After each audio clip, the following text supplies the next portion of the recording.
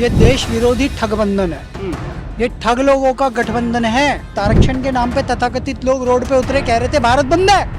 तुम्हें पता है जब तक 370 थी वहाँ पे दलितों को कोई आरक्षण नहीं मिलता था, वहाँ पे अलग झंडा था। कांग्रेस तो पाकिस्तान का समर्थन भी लेने को तैयार है। मोदी जी के विरोध में परिवारवाद का जो भ्रष्टाचार चलता था इस पे चाबुक चली। 18 महीने तो महबूबा मुफ्ती को जेल में रखा गया जब 370 हटाई गई। ये फारूक अब्दुल्ला वहाँ से सांसद हुआ करते थे, इस बार हार गए। ये एक बदलाव की क्या है, घंटी बज रही। कश्मीर का अंतिम गांव तक जहाँ पे लाइट नहीं पहुँची थी 75 वर्षों में, अब पहुँच गई। किसने पहुँचाई है? मोदी सरकार ने।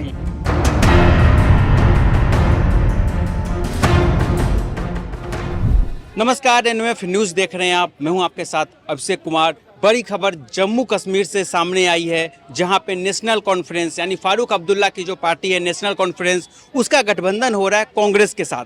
18 सितंबर से जम्मू कश्मीर में चुनाव होने हैं और इस चुनाव के मद्देनज़र जो है एनसी और कांग्रेस का गठबंधन हो रहा है। और कांग्रेस पार्टी उस एनसी के साथ गठबंधन कर रही है जिस एनसी ने अपने घोषणा पत्र में यह कहा है कि जब हमारी अगर सरकार आती है राज्य में तो वापस से जो है हम जम्मू कश्मीर में धारा 370 को बहाल करेंगे। इसी मुद्दे पे बात करने के लिए हमारे साथ रामेश्वर भैया है। भैया, कैसे देख रहे हैं इस फैसले को? एनसी और कांग्रेस का गठबंधन ये कैसे देख रहे हैं? क्या ये राज्य के हित में लिया गया गठबंधन है? ये देश विरोधी ठगबंधन है। ये ठग लोगों का गठबंधन है। सोनिया गांधी, इंदिरा गांधी, राजीव गांधी, नेहरू, राहुल गांधी, परिवारवाद की परिपाटी और ये नस्लें इस देश में भ्रष्टाचार की फसलें काट रही है। वहीं जम्मू में शेख अब्दुल्ला, फारूक अब्दुल्ला, उमर अब्दुल्ला, मुफ्ती की बेटी महबूबा मुफ्ती, क्या चल रहा है ये सब? इन्होंने 370 का कैंसर दिया था इस देश को। मोदी सरकार ने उसकी कीमो करके उस कैंसर को काटा है। 5 अगस्त 2019, समझो आप इस बात को। ये वापस वहाँ लगाना चाहते हैं 370-35 से, लेकिन केंद्र में मोदी जी की सरकार है। तब तक मोदी जी है, जब तक भाजपा है, जब तक हिंदू है, अब 370 वापस नहीं लगेगी। और बड़ी बात, आरक्षण के नाम पे तथाकथित लोग रोड पे उतरे, कह रहे थे भारत बंद है। तुम्हें पता है जब तक 370 थी वहाँ पे दलितों को कोई आरक्षण नहीं मिलता था, वहाँ पे अलग झंडा था। आपको पता है नेशनल कॉन्फ्रेंस वाले, ये जो फारूक अब्दुल्ला, उमर अब्दुल्ला हैं, ये आज भी अलग संविधान, अलग निशान का समर्थन करते हैं, अलग प्रधान का समर्थन करते हैं। भारत का संविधान वहाँ चलता ही नहीं था। ना किसी को आरक्षण मिलता था, ना सरकारी सुविधाएं मिलती थी। अब तो सबको न्याय मिल रहा है वहाँ। अब नेशनल कॉन्फ्रेंस अपनी घोषणा पत्र में इस बात को मुखरता के साथ कह रही है कि हमारी सरकार आएगी तो हम वापस से बहाल कर देंगे। और कांग्रेस के साथ गठबंधन यही दर्शाता है ना कि कांग्रेस का भी समर्थन उनके घोषणा पत्र को है। कांग्रेस तो पाकिस्तान का समर्थन भी लेने को तैयार है मोदी जी के विरोध में।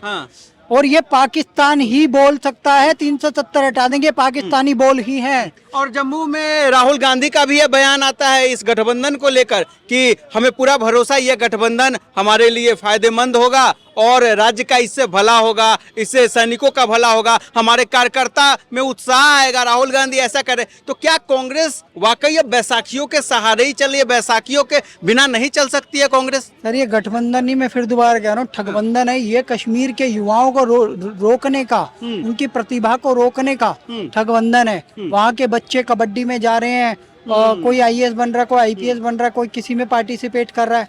आप समझो, उनकी रणनीति को समझो कि वो युवाओं का भविष्य बिगाड़ना चाहते हैं। यानी वहाँ के युवा जो है अब पढ़ाई की तरफ, खेल जगत की तरफ आगे बढ़ रहा है, अब वो पत्थर नहीं उठा रहा है। क्या यही रास नहीं आ रहा है एनसी और कांग्रेस को राज्य में?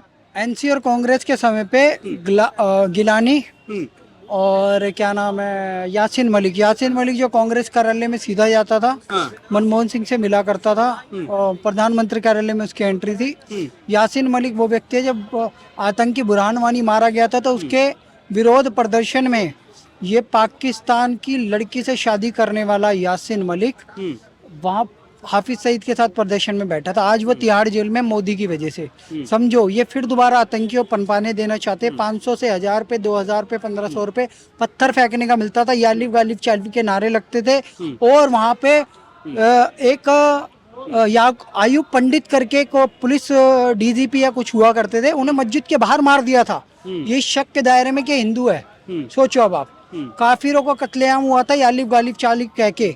समझो आप इस बात को कि एक बहुत बड़े षड्यंत्र का हिस्सा है राहुल गांधी और उमर अब्दुल्ला का गठबंधन। जम्मू कश्मीर की जनता क्या लग रहा है, जो आप देख रहे हैं, आप राजनीति को काफी अच्छे से समझते भी है, क्या जम्मू कश्मीर की जो जनता है इस बात को समझ रही है? क्योंकि वोट तो आखिर में जनता को ही देना है। अब जनता किस तरफ है जम्मू की इस वक्त? देखो, जम्मू कश्मीर में परिसीमन हो चुका है और मैंने फिर कहा है, परिवारवाद का जो भ्रष्टाचार चलता था इस पे चाबुक चली। 18 महीने तो महबूबा मुफ्ती को जेल में रखा गया जब 370 हटाई गई। फारूक अब्दुल्ला, उमर अब्दुल्ला, इन सबको हाउस अरेस्ट कर लिया गया था क्योंकि ये वहाँ चाउस क्रिएट कर सकते थे। यासीन मलिक, मैंने बार बार कहा कि आज जेल में, अलगाववादी सारे जेल में, उनको सजा दी जा रही है। अब क्या हो रहा है, मेन स्ट्रीम में आ रहा है। हाँ। चुनाव के बाद ही आएगा ना। हाँ। परिसीमन के बाद चुनाव होंगे। अब लोकतांत्रिक प्रक्रिया से चुनाव होंगे। फारूक अब्दुल्ला वहां से सांसद हुआ करते थे, इस बार हार गए जी। ये एक बदलाव की क्या है, घंटी बज रही है। लेकिन इसी से जुड़ा एक और सवाल है। जेल में बैठा एक इंजीनियर रसीद करके आतंकवादी जीत जाता है लोकसभा चुनाव, सांसद बन जाता है, तो ये भी तो एक संकेत है ना कि वहाँ की जनता अब चाहे भटकाया जा रहा हो उन्हें या फिर जबरन वोट कराया जा रहा हो, लेकिन वोट तो कहीं ना कहीं ऐसे लोगों को भी मिल रहा है जो राज्य के लिए हानिकारक है। देखो, अलगाववादी सोच तो वहाँ है ना, अभी भी आतंकियों का समर्थन करते हुए वहाँ के कुछ लोग पकड़े गए, यहाँ तक कि पुलिस वाले भी पकड़े गए। हमें इस बात को समझना पड़ेगा कि ये जो आतंकी बोलते हैं उनके साथ खड़ा कौन है, समझ गए? यही वहाँ के युवाओं को यहाँ पे चुनना है। एक लड़की थी जेएनयू में, उसका नाम था शहला राशिद जी। वो वहाँ के किसी फैज, कोई आईएएस था, उसके साथ दोस्ती करके उनकी पार्टी में गई थी, ठीक है। अब ऐसा बताया जाता है वो तो हार गए थे चुनाव, लेकिन आज वो मोदी जी की पॉलिसी देखती है तो वो कहती है कश्मीर में डेवलपमेंट हुआ है। मोदी जी को बहुत लोग अछूत मानते थे, भाजपा को, संघ को अछूत मानते थे। अब वो मोदी और भाजपा की संघ की एक्सेप्टेंस मानते, किस बात पे? कि ये लोग चाहते हैं डेवलपमेंट हो कश्मीर का। पाकिस्तान के हाथ में तो कटोरा है ना, पाकिस्तान के हाथ में तो तुम पीओके की हालत देख लो और भारत के कश्मीर की हालत देख लो।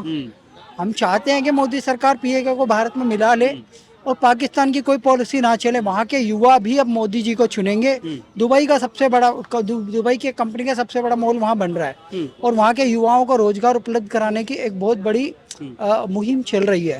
और देखो, रोजगार एक बहुत बड़ा मैटर करता है। अगर अब वहाँ के युवाओं को 500 रुपए पत्थर, वो भी कभी कभार चलाने को दिए जाए और किसी को 50,000 सैलरी महीने की दी जाए, अंतर तो आएगा ना। पहले विकास के लिए पैसा जाता था, फारूक अब्दुल्ला और अपना उमर अब्दुल्ला और महबूबा मुफ्ती लोग ये सब खा जाते थे। अब पैसा जाता है राज्यपाल के बाद, राज्यपाल नीचे तक उतारते हैं। वहाँ पे कश्मीर का अंतिम गांव तक जहाँ पे लाइट नहीं पहुंची थी 75 वर्षों में, अब पहुंच गई।